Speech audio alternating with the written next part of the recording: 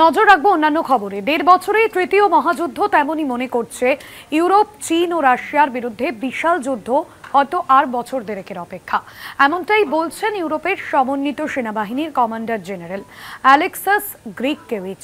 ২০২৭ সালে Russia, Europe এবং চীন তাইওয়ান আক্রমণ করতে পারে। সে বিপুল পরিমাণ আক্রমণ সামলাতে পশ্চিমী শক্তির দরকার, প্রচুর অস্ত্রশস্ত্র এবং কারিগরি সামর্থ্য দরকার, এমনটাই বলা হচ্ছে। তবে ১.৫ বছরেই তৃতীয় মহাযুদ্ধ তেমনই কিন্তু মনে করছে ইউরোপ। চীন ও রাশিয়ার বিরুদ্ধে বিশাল যুদ্ধ হয়তো আর বছর দেড়েকের অপেক্ষা, এমনটাই ইউরোপের সমন্বিত সেনাবাহিনীর কমান্ডার জেনারেল অ্যালেক্সাস গ্রিককেভিচের মন্তব্য। ২০০৭ সালে রাশিয়া, ইউরোপ এবং চীন তাইওয়ান আক্রমণ করতে পারে, এমনটাও বলা হচ্ছে। এবং বিপুল আক্রমণ সামলাতে পশ্চিমী শক্তির দরকার, প্রচুর অস্ত্রশস্ত্র এবং কারিগরি সামর্থ্যরও দরকার, এমনটাই মনে করা হচ্ছে। তবে মহাযুদ্ধের আশঙ্কা করা হচ্ছে এই মুহূর্তে যেখানে পরিস্থিতি দাঁড়িয়ে, এমনটাই বিশেষজ্ঞদের তরফেও মনে করা হচ্ছে। ১.৫ বছরের মধ্যে তৃতীয় মহাযুদ্ধের ইঙ্গিত, যেখানে চীন এবং রাশিয়া বিরুদ্ধে বিশাল যুদ্ধ হয়তো আর বছর দেড়েকের অপেক্ষা। ইউরোপের সমন্বিত সেনাবাহিনীর কমান্ডার জেনারেল এমনটাই তিনি বলছেন। এবং যেখানে দেখা যাচ্ছে যে আগামী কয়েক বছরের মধ্যে, মূলত ২০২৭ সালের মধ্যে রাশিয়া, ইউরোপ এবং চীন তাইওয়ান আক্রমণ করতে পারে এবং সেই বিপুল আক্রমণ সামলাতে পশ্চিমী শক্তির দরকার, প্রচুর অস্ত্রশস্ত্র এবং কারিগরি সামর্থ্যের দরকার। তৃতীয় মহাযুদ্ধের ইঙ্গিত পাওয়া যাচ্ছে বলেই মনে করা হচ্ছে। এই নিয়ে আরো বিস্তারিত জানবো। আমার সঙ্গে রয়েছেন নিউজরুম থেকে আমাদের কলকাতা টিভির পলিটিক্যাল এডিটর আশিস চট্টোপাধ্যায়। আশিস দা, যে এখনো পর্যন্ত পরিস্থিতি যেদিকে দাঁড়িয়ে, সেখানে তৃতীয় মহাযুদ্ধ হতে পারে এমনটাই আশঙ্কা করা হচ্ছে, এবং গ্রিককেভিচের যে মন্তব্য, তারপর কি স্পষ্ট হচ্ছে?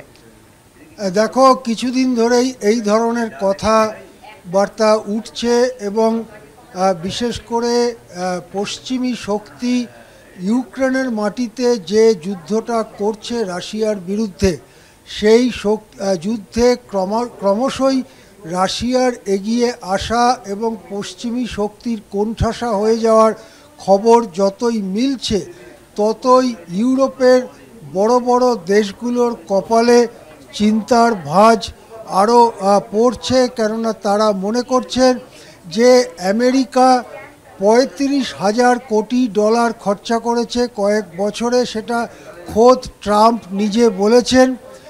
ইউরোপের দেশগুলো অর্থাৎ ব্রিটেন, জার্মানি, ফ্রান্স, ইটালি, স্পেনের মতো পয়সাওয়ালা দেশগুলো বিপুল পরিমাণ টাকা পয়সা, অস্ত্রশস্ত্র জুগিয়েছে জেলেনস্কি যে যারা ক্ষমতা ধরে রেখেছেন ইউক্রেনের সেই গোষ্ঠীকে।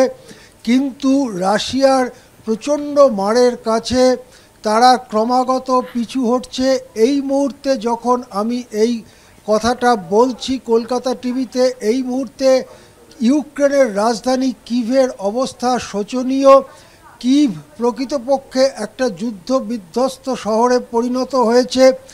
ইউক্রেনের রাজধানী রক্ষা করতে আর কদিন পারবে পশ্চিমী শক্তি, সেটা নিয়ে গুরুতর সন্দেহ দেখা দিয়েছে।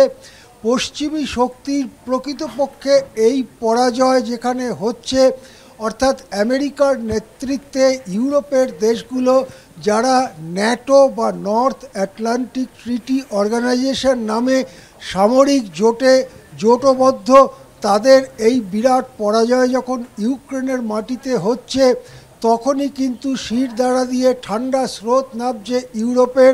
তারা মনে করছে যে রাশিয়ার ইউরোপ আক্রমণ এখন কেবলই সময়ের অপেক্ষা। যদি এমনটা হয়, তারা অনেকে মনে করছেন যে ২০২৫ সালের মধ্যে ইউক্রেনের পতন ঘটল, অর্থাৎ জেলেনস্কি গোষ্ঠী যারা ক্ষমতা ধরে রেখেছে ইউক্রেনে, তাদের পতন ঘটল এবং সেখানে রাশিয়াপন্থী কোনো গোষ্ঠী ক্ষমতা দখল করতে পারল বা সরাসরি রাশিয়ার নিয়ন্ত্রণে চলে গেল ইউক্রেন।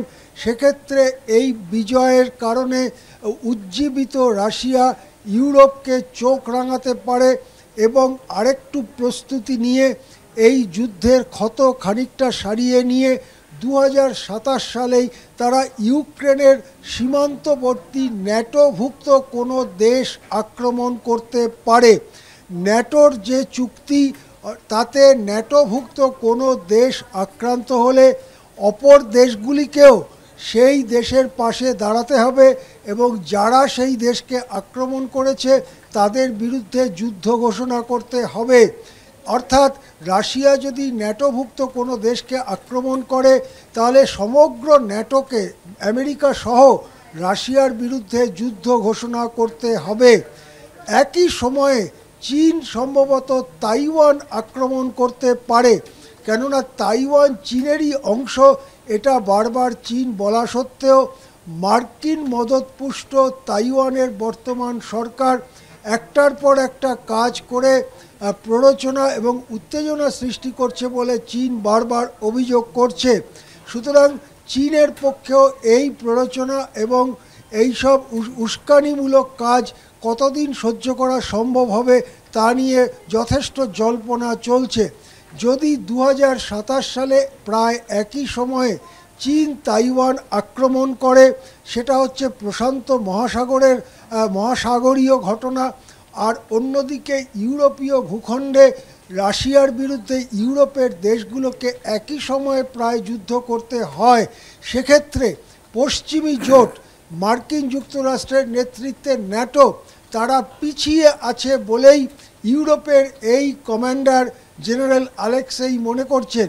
এর আগে একই ধরনের কথা ন্যাটোর সেক্রেটারি জেনারেল মার্ক রুটো বলেছিলেন। অর্থাৎ একটা বিরাট বড় যুদ্ধ যদি শুরু হয় তাহলে রাশিয়া চীনের কাছে সেই যুদ্ধে পিছিয়ে রয়েছে সামরিক শক্তিতে ইউরোপ এবং আমেরিকা, এটাই মনে করছেন তারা।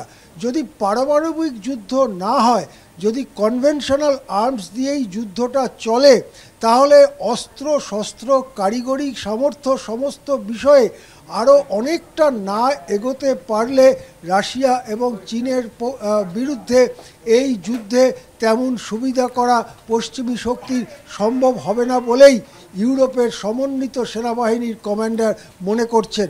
গোটা বিশ্বের কাছে, গোটা বিশ্ব শান্তির পক্ষে এই সব কথা অত্যন্ত উদ্বেগজনক।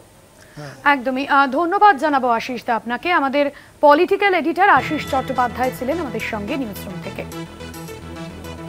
1.5 বছরেই তৃতীয় মহাযুদ্ধের ইঙ্গিত এমনটাই কিন্তু মনে করা হচ্ছে।